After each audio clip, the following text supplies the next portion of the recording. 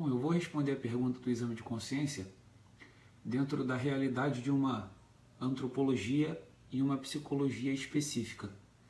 Qual é essa psicologia?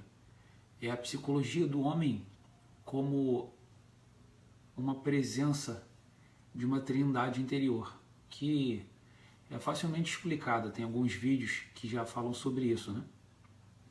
Então, é em cima dessa realidade que eu faço o exame de consciência. E por que isso? Porque fica muito mais fácil da gente perceber quais são as dificuldades da gente viver uma vida que muitas das vezes está muito distante da nossa consciência. Ou seja, parece até mesmo que quando a gente olha para a gente vivendo, a gente não se reconhece, né? Ou fala, caramba, como eu não gostaria de ser o homem que viveu durante o dia, se a gente para à noite para pensar no que a gente fez. E aí como que se melhora isso? Bom, dá para começar falando de algumas pequenas coisas, né? O primeiro é que se eu vou fazer um exame de consciência, eu vou, como todo exame, comparar a mim mesmo com um gabarito. Que gabarito é esse? É a tal da consciência que me julgará a mim mesmo. Então, se durante o dia... Hoje eu estava lendo a descrição da inveja no livro do Shakespeare, Otelo, quando o Iago sente a inveja, né? E o ciúme. Então, esse livro é um clássico porque parece que está sendo descrito a inveja de toda a humanidade, né? Inclusive a minha. A gente fala assim, caramba, essa é a minha inveja. Então, automaticamente o livro se torna um clássico porque ele fala de todos os homens. E aí, quando eu tenho esse padrão, por exemplo, do que é um homem invejoso, e eu consigo reter que durante o dia eu tive essa espécie dessa experiência, então à noite eu consigo... Eu estou falando à noite, tá? Mas é óbvio que exame de consciência se faz em qualquer momento. Mas eu preciso de um gabarito para fazer isso.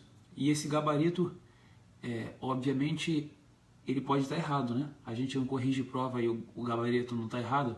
Então, às vezes, a prova está certa, se o gabarito estiver errado, a gente compara no errado, né? E o que isso significa na vida? Que se a pessoa está com a consciência mal formada, ela vai fazer um mau exame de consciência, porque ela vai comparar seus atos com a sua consciência doente. Então a gente está falando aqui da formação de duas pessoas.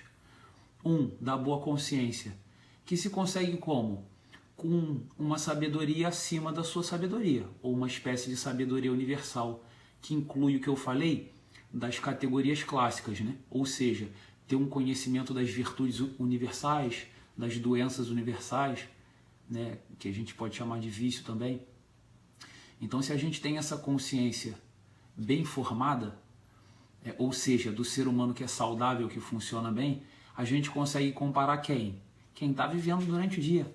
O nosso homem que está vivendo durante o dia, a gente consegue comparar com o homem que a gente deseja ser à noite.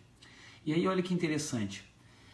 Então, aqui tem o primeiro passo, né? Para eu fazer um bom exame de consciência, eu preciso ter uma consciência bem formada.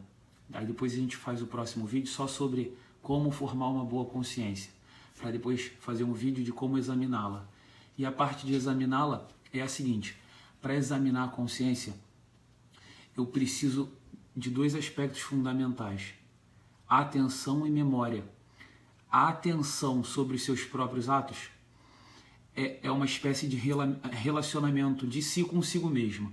A primeira vez que eu li sobre isso foram nos livros, nas conferências de São João Cassiano, né? Livros muito famosos na Idade Média. Então, os monges do deserto do Egito, eles falam para nos tratar a nossa alma, né? A nossa psique, como uma espécie de porteiro. Vem um pensamento e a gente fala para o pensamento: pensamento, o que você vai fazer dentro de mim, né? Que espécie de movimento você vai causar aqui? E quando a gente começa a ter... Vocês percebem que isso é uma espécie de atenção, né? Eu estou atento ao que está acontecendo comigo mesmo. Quanto mais atenção eu tiver, mais capacidade eu vou ter de comparar os atos que eu estou fazendo com a consciência, né? Com o que eu gostaria de fazer efetivamente. E esse relacionamento, ou seja, de mim comigo mesmo, essa presença, essa vida nas minhas mãos, ela é o que eu chamei de personalidade, né? Ou seja, a gente não fala que o homem de personalidade é aquele que faz o que ele diz, né? Caramba, ele tem personalidade. Parece que existe uma unidade aí entre duas pessoas, né? um roteirista que planeja a minha vida e um personagem que vive a minha vida, que interpreta a minha vida no próprio palco da existência, né?